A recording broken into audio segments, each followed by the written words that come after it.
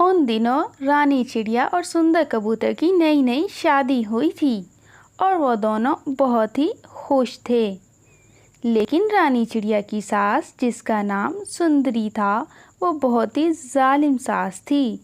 वो हर वक्त खुद तो आराम करती रहती, लेकिन अपनी बहू से बहुत सारा काम करवाती और फिर उसे बुरा भला भी कहती रहती।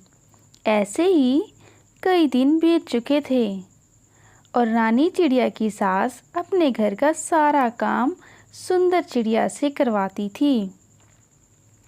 सुंदर चिड़िया सारा दिन घर का काम करती।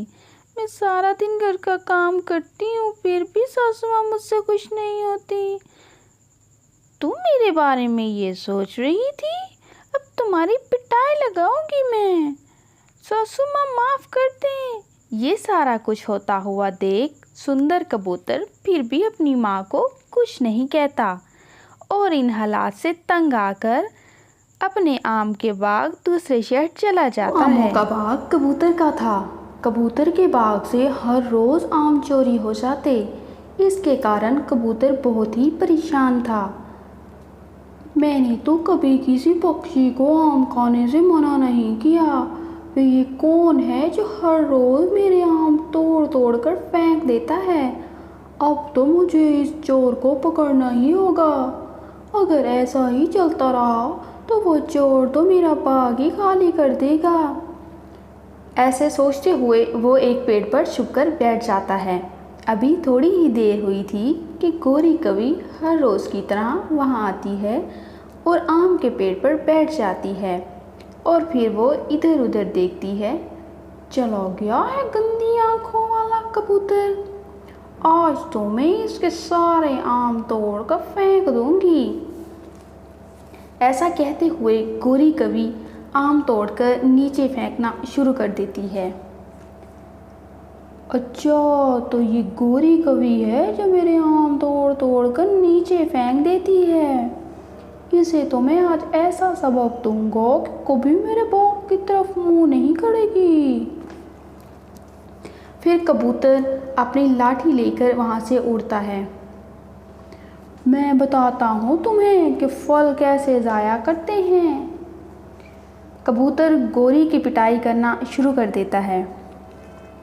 कबूतर कबूतर बस कर जाओ। कबूतर आम खाने के लिए होते हैं, तोड़कर फेंकने के लिए नहीं होते। फिर कबूतर गोरी को पीटना शुरू कर देता है। पहले बताओ, मेरे आम तोड़ तोड़ कर क्यों नीचे फेंक रही थी? कबूतर जी, बस ऐसे ही शरारत कर रही थी। ऐसे ही वहाँ कालू कौवा भी आ जाता है। अच्छा ही हुआ कालू, तुम भी आ गए। ज़रा पूछो तो अपनी पत्नी से, ये हर रोज़ मेरे आम तोड़ तोड़ कर नीचे फेंक देती है और चोरी भी करती है।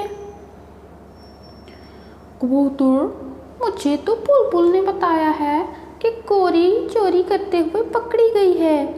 मैं तुमसे विनती करता हूँ, तुम इसे माफ़ कर दो। फिर मैं इसे यहाँ कभी भी नहीं आने दूँगा। फिर कबूतर गोरी को छोड़ देता है और फिर कालू कौवा गोरी को लेकर वहाँ से चला जाता है। जंगल में रात भी हो जाती है। हाय कालू जी, यहाँ पंख पर भी मारा उस जालिम ने। टांग भी दर्द कर रही है। गोरी, तो तुम इतनी शरारतें करती ही क्यों हो? क्यों तुम उस बेचारे के आम तोड़ तोड़ कर नीचे फेंक रही थी? कबूतर ने तो कभी किसी पक्षी को आम खाने से मना नहीं किया, फिर तुम ऐसा क्यों कर रही थी? कालू जी, मुझे भी गोरी कहते हैं। एक एक लाठी का हिसाब लूँगी उस कबूतर से। तुम देखना, ये सारा बाग मेरा ही होगा और मैंने वो बाग ना छीन लिया उस गंदी आँखों वाले कबूतर से तो मेरा नाम बदल देना। दूसरे रोज़ गोरी कवि अपनी सहेली लूसी कबूतरी के पास जाती है। लूसी सहेली, कैसी हो? आज कैसे आना हुआ मेरी तरफ? लूसी, तुम मेरी बचपन की सहेली हो, मुझे तुम्हारी मदद की ज़रूरत है। बताओ बताओ गौरी, आपके लिए मैं क्या कर सकती हूँ? एक कबूतर है मेरे जंगल में, इससे शादी का नाटक करना है। शादी का नाटक? ये क्या बात हुई? मेरी इस कबूतर से लड़ाई हो गई है और इसका आमों का बाग भी है। तुम इस कबूतर से शादी कर लो, फिर इसको कुछ खाने में डालकर खिला देंगे और फिर तुम हो जाओगी विधवा और फिर आमों का बाग होगा मेरा और मेरी सहेली लूसी का। लूसी गौरी कवि की सहेली थी और वो भी गौरी की तरह ही लालची थी। ये सुनकर वो भी लालच में आ जाती है। क्या वो कबूतर शादी करना चाहता है?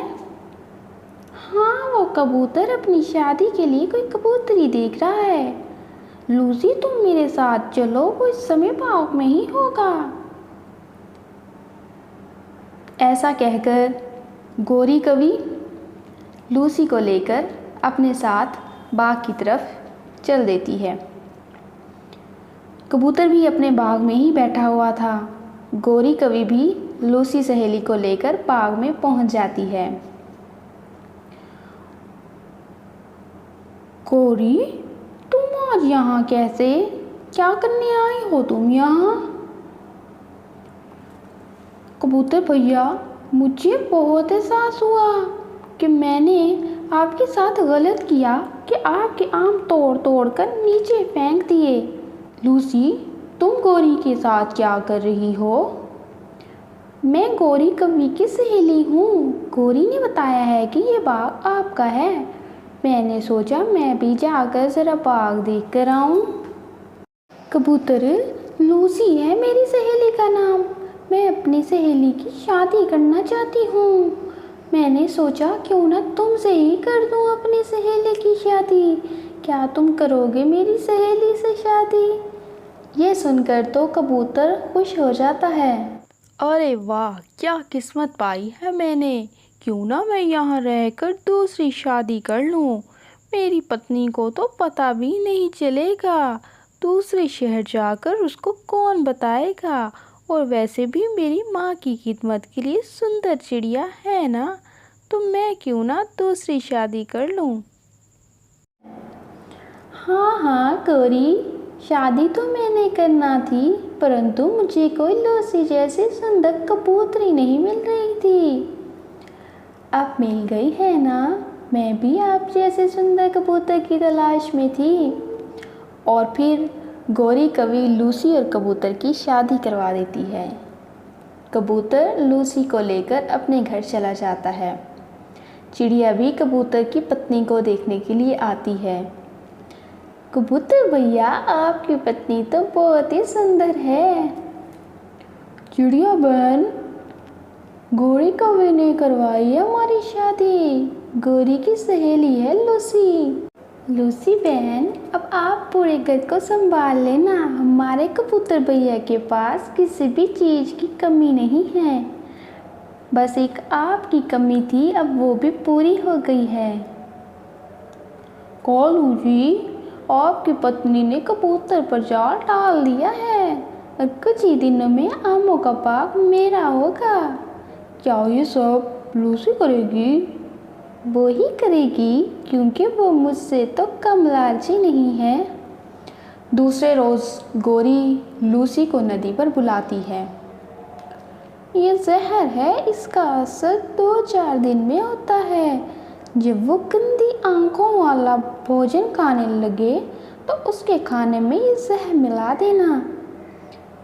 फिर लूसी वो जहर लेकर वहाँ से चली जाती है। लूसी, तुम बहुत ही सुंदर हो और तुम्हारे आने से मेरा घर तो खुशहाल हो गया है। ये सुनकर लूसी खामोश रहती है। फिर कबूतर वहाँ से चला जाता है। लूसी वो जहर अपने सामने रखती है, लेकिन फिर वो उसको खाने में डालने से पहले रुक जाती है। नहीं, मैं ऐसा नहीं कर सकती। मैं ये जहर खाने में नहीं मिला सकती।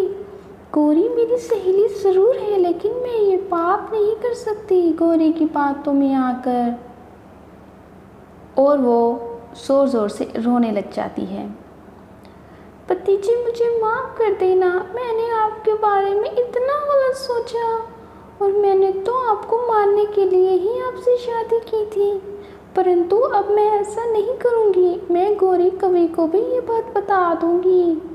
ये सोचकर लूसी कबूतरी गौरी कवि की तरफ चली जाती है। गौरी मैं ऐसा नहीं कर सकती, मैं कबूतर की जान नहीं ले सकती, वो तो बहुत ही अच्छा है। मैं मानती हूँ कि मैंने आपके कहने पर कबूतर से शादी की थी, लेकिन अब मैं उस कबूतर की जान नहीं ले सकती। चिड़िया भी वहाँ किसी काम से गौरी कवि के घर आई थी, जो बाहर खड़े लूसी और कबूतरी की बातें सुन रही थी।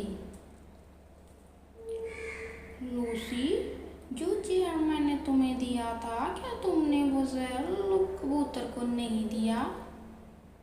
मैं अब ये सब कुछ कबूतर को बता दूंगी। तुम उसे अब मारो या ना मारो, वो तुम्हें मार मार कर अपने घर से निकाल देगा। फिर लूसी रोने लगती है और अपने घर आ जाती है, और फिर थोड़ी देर के बाद चिड़िया भी उनके घर पर आ जाती है। लूसी बहन, अगर कोई गलत काम करके आपको एहसास हो जाए कि वो गलत है, इससे बढ़कर कोई नेकी नहीं। मैंने गौरी और आपकी सारी बातें सुन ली थी। चिड़िया कबूतर को सारी बात भी बता देती है। लूसी, ये बाग तो था ही तुम्हारा, इस बाग को हासिल करने के लिए तुम्हें मुझे मारने की क्या ज़रूरत थी? मुझे माफ़ कर दें, मैं भूल गई थी। परंतु आप तो बहुत ही अच्छे हैं और मैं आपके साथ बहुत ही खुश हूँ। फिर वहाँ पर गौरी भी आ जाती है। अच्छा ही हुआ चिड़िया, तुम भी यहाँ पर हो। मैं कबूतर को एक बात बताने आई हूँ। यही बात बताने आई हो ना कि लूसी मुझे तुम्हारे कहने पर मारने वाली थी। ये सुनकर तो गौरी कवि हैरान ही रह जाती है। आप जाएं यहाँ से, कबूतर भैया और लूसी बहुत ही खुश हैं। कबूतर, अब ये सारा बाग मेरी पत्नी का ही है, तुम जब भी चाहो यहाँ से आकर आम खा सकती हो, परंतु आम तोड़ तोड़ कर नीचे ना फेंकना।